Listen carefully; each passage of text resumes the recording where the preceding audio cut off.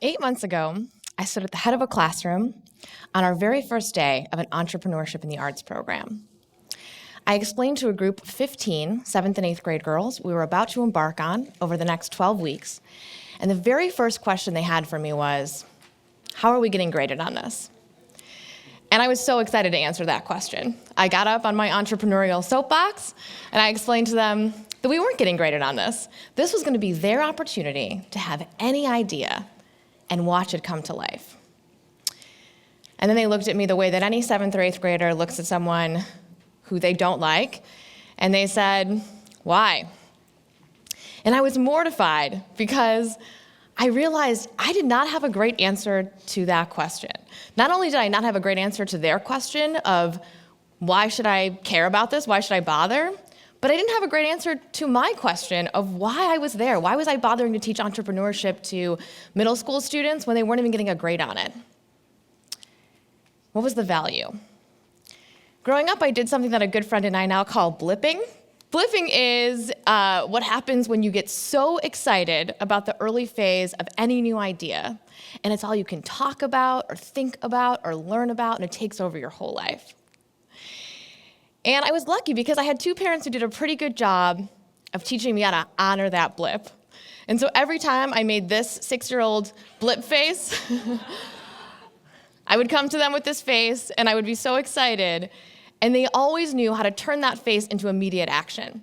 And so every time I had a new idea, we would get right to work. We would make budgets and prototypes. We would go to the craft store or the hardware store, and we would watch documentaries and read books about what it was like to be a person who had this job.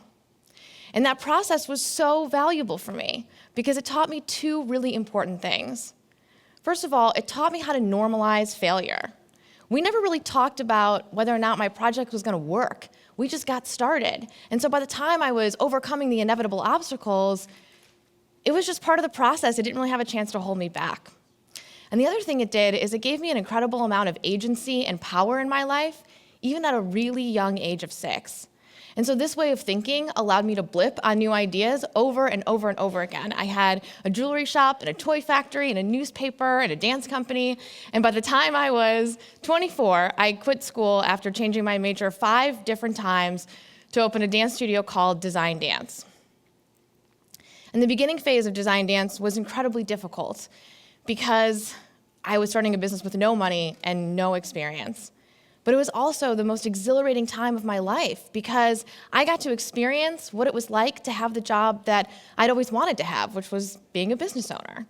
And so even though I had to make a lot of sacrifices and I had to work a lot of extra jobs, I had to give up a lot of my social life, the feeling of sitting in the waiting room when I could hear kids in the next room enjoying their dance class the way that I did growing up was magic. 9 months after we were open, we discovered that the building was infested with mold, and we had to close. And it was devastating, not only because I was losing my job, but also because I had grown up thinking that I was going to be able to do this. I was going to have an idea, and whatever came up, I was going to fix it. And I could not fix mold. And it was scary, and I thought, what if I can't do this? What if it's not really going to work out? And I got depressed, and I decided that the next best thing for me to do was to get a job working for somebody else. And so I started applying. But the problem was it was 2009, and there weren't a lot of jobs working for somebody else, even if you had a college degree, which I didn't. All I had was a commercial liability policy and a business license for a storefront dance studio that was infested with mold. So not a lot. And so at some point I got desperate just to make ends meet, and I took the one skill I had, which was teaching dance, and I started promoting myself as an independent contractor to just local schools and community centers to make ends meet. And I finally got a school on the line, and she said, you know, Debra, you sound great, but we only work with vendors. And I said, what's a vendor? And she said, well, you would know if you were a vendor because you'd have a commercial liability policy and a business license. And I thought about it, and I was like, I have a commercial liability policy and a business license. I'm a vendor, and I was.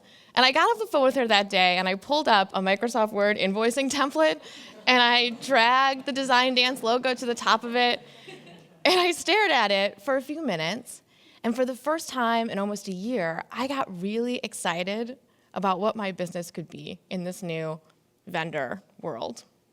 And so I started blipping again, and I started honoring my own blip. I started researching the public school system and learning about what dance could be for kids that it wasn't even for me. For me growing up, dance was about being good at dance, but dance in schools was about something different. It was about giving kids an opportunity to connect with each other when other types of communication were difficult. It was about giving them an opportunity to have an outlet during the school day that made it easier for them to do well in their classes. And so I kept getting excited. And in 9 months, Design Dance had enough clients for me to pay my own bills. And in a year, we had enough clients for me to hire my first employee. And now it's been 8 years, and Design Dance serves over 1,300 students through over 100 classes a week. And we are still a pretty small local dance company, but that's a lot of growth for a business that I only kind of intended to start. And so in prepping for coming here today, I've been thinking back on the last 8 years and about what I really have to offer. What have I learned about business? What's helped me to scale and grow from not having any funding at the beginning? And if I'm really being honest with myself, I think the thing that I've used over and over and over again, the thing that's made it so that I can build my business, but also build a job that I really enjoy, has been the exact same thing I've been practicing since I was 6. It's been my ability to take my excitement over this invoice and turn it into an entirely new direction for my life. It turns out that practicing failure as a child didn't actually make it any easier for me. When my business fell apart in 2009, it was still devastating. But what it did do was something so much more valuable. It taught me how to be resilient, and it taught me how to pull myself out of now what I call a quarter-life crisis, and leverage my own excitement over and over and over again until I had built something new. It's only recently that I've learned that this isn't the norm. We're not born with this ability to take our excitement and turn it into action. This is a skill, and I was super privileged to have been taught that. And most kids aren't. And that makes sense, because if you look at the way our current education system is built, we teach kids that if they spend 12 to 25 years passing benchmarks over and over again, that at the end, they're going to have the opportunity to have their own idea. Innovation is the reward. But the problem with that is that innovation is not really a reward, it's a skill. And if we spend 12 to 25 years never practicing it, we're not going to know how to use it when we need to. It's devastating to see this group of 7th and 8th grade girls for whom the opportunity to have their own idea was completely foreign. They turned out to have great ideas that they were really excited about. They just needed a safe space to explore them. I didn't have a great answer for them 8 months ago as to why I was there, but I do now.